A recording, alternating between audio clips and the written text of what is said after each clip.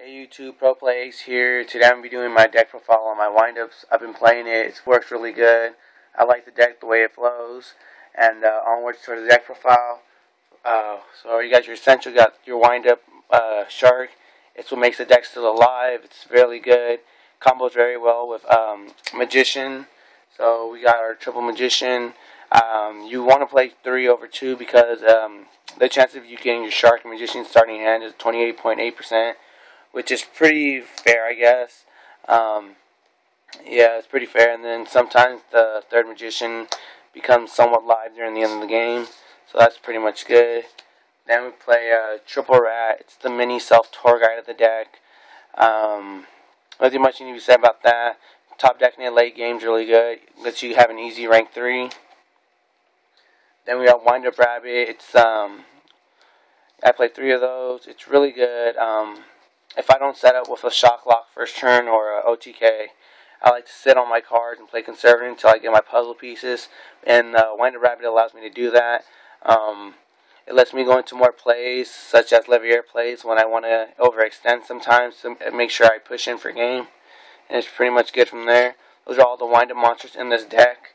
The next cards we're playing is our Tour Guide engine. We're playing 2 Tour Guide, 1 Sangan. I like it this way. I wouldn't want to change it. I don't want to put in a Night Assailant or have a Torbus. The problem with Torbus is that if you draw it, it becomes too much of a dead draw. And the Night Assailant, it's good and all, but you need the extra space in your room for other cards. Night Assailant's good and all, but we play Snowman. Snowman's just a better option. Next, for our stun factor of the deck, we're playing 2 Thunder King. Thunder King's the best stun card out right now. If you play Thunder King in any deck, I'd insist that you would. The card's really good. And yeah, that's about much for Thunder King. And then for the last 2 monsters, we're playing 2 Snowmans.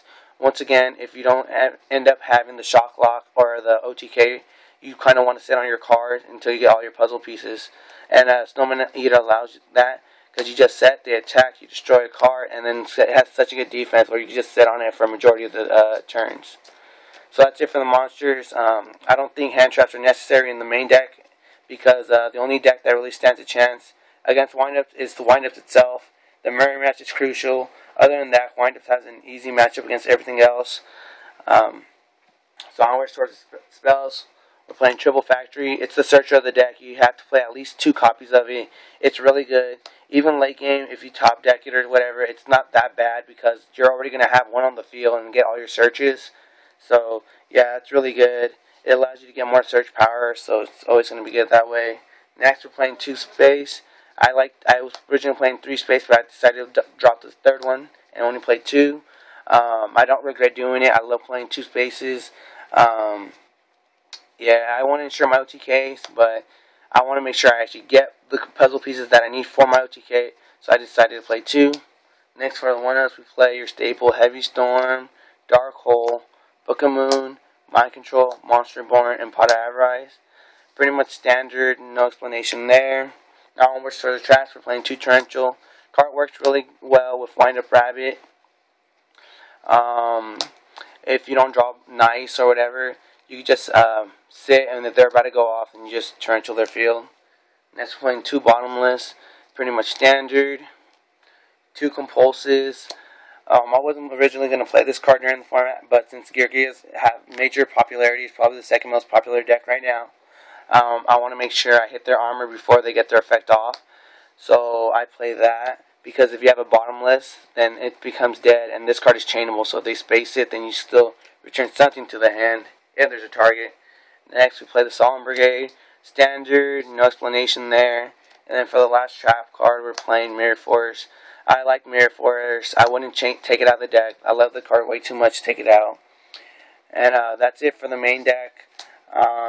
It's 41 cards, somewhere around there. And now for the extra deck. The extra deck isn't complete. I'm just missing the Shockmaster. Other than that, it's pretty much standard like any other wind-up play extra deck. So first off is Carrier. It's at 1. You can only play 1. It's really broken. Next you got Zen Mains, in case you get those pesky hands where you don't like. So you just go Zen Main to stall. Next you got Leviathan. It's becomes a 25 beach stick. Easy, easy out. Levier. Get back your banished cards. Favorite thing to do with Levier is if I already have Rabbit and I go Rat activates effect. to get something out of the grave that's level 3. Activate rabbit effect to banish the rabbit. Go Levier and then go on from there. Just really nice. Next, for our last rank 3s, we're playing 1 Acid Golem, 1 Giga Brilliant, and 1 Tempo. Pretty much standard. Tempo is only here for in case I go against pesky seeds such as Zenmain, Zen, Tyresis, stuff like that. So yeah, we play that for that. Now for our rank 4s, we're playing the Maestro, the Utopia, Popular Operative, and Zenmeister. Zenmeister's here if you open up Torguide Shark. Allows you to do another OTK that does 82 damage if everything becomes a direct attack. Pappy, it's what makes the OTK. Utopia is Utopia. And Maestro's, once again, it's for those one hands where you need like something to survive or stall. And then it also becomes like a Book of Moon sometimes, which can be really nice. And then for rank 5s, we have 1 Zenmaio, 1 Adrius, and 1 Tyreus. Pretty much your standard rank 5s. I majority of the time either going to Zenmaio or Adrius. Tyreus is only there in case that situational time where I'm like, oh dang, I don't have anything in case he has something that's gonna blow me up next turn. So I'm just going Tyreus for safety. That's the only time I go into Tyreus. Other than that, I'll play more aggro, and I'll probably go into Zenmaio. They have enough back row, and I'm kind of scared of that. Or I'll just go Adrius in case I have their big monster. So that's it for the rank 5s. And then the last card of the extra deck has to be Chimera Tech. I do side my Cyber Dragons, and machines are sometimes a problem because especially if they're playing like a Machina variant, because the Fortress becomes 25, and normally cards that are between 25 to 3,000 can be kind of hard to get over in windups. So you want to make sure you can get rid of their Fortresses as fast as possible. So that's why I play this. That's pretty much my windup deck right now. If I had to make any changes, I'd probably want to change the something in the extra deck for an extra space for the Shockmaster, because right now I'm playing 15. Other than that, I really enjoy my deck. It's really fun. I take it to locals. I always top out locals with it, and it's just a really fun deck. Yeah, I'm happy that it's still eligible right now. I'm probably gonna play for the rest of the format, and then if I'm more likely it's gonna get hit by the next ban list. But so thanks for watching this video. Comment, like, rate, subscribe, all that good stuff. And until next time, have a good time, and take care.